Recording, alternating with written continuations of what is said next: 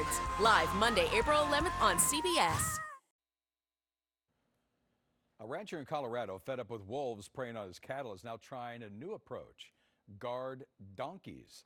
Yeah, the burros are being tested to see if the animals, who have keen eyes and ears, can be effective in alerting livestock to those beasts of prey. If so, more donkeys then could be predator patrol pretty soon. How about a little baseball in your whiskey? Whistle Pig is now launching limited edition spirit finished in barrels containing baseball bats. It's to celebrate former MLB star David Ortiz's induction into the Baseball Hall of Fame. So they are putting Ortiz's signature maple wood baseball bats right into the finishing barrels. Unique whiskey will cost you $50. Some of that money will go to Ortiz's charity that raises money for children who need heart surgery. So batter up and bottoms up. Thank you so much for watching CBS 2 News at 5. CBS 2 News at 6 with Pat Harvey starts right now. Breaking news right now on CBS 2 News at 6 p.m. Breaking news now at 6. LA County deputies shoot a pursuit suspect after he rammed their patrol car in Hacienda Heights. Now, we're told after the collision, the suspect got out of the car and charged at the deputies with a weapon on Los Robles and Amalux Avenues.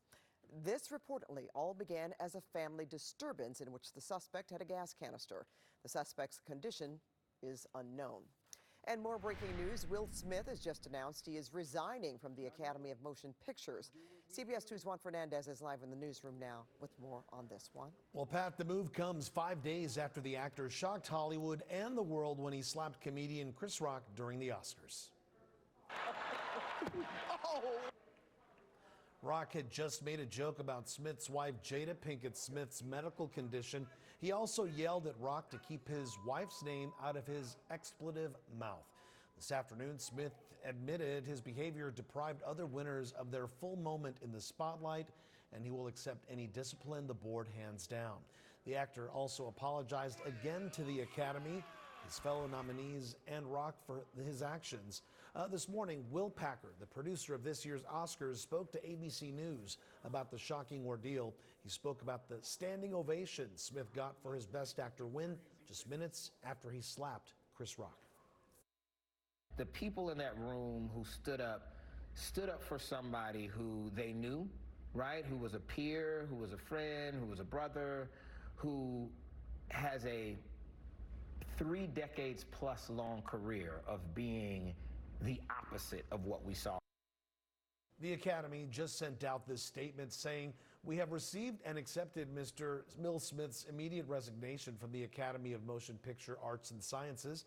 We will continue to move forward with our disciplinary proceedings against Mr. Smith for violations of the Academy's standards and conduct in advance of our next scheduled board meeting on April 18th.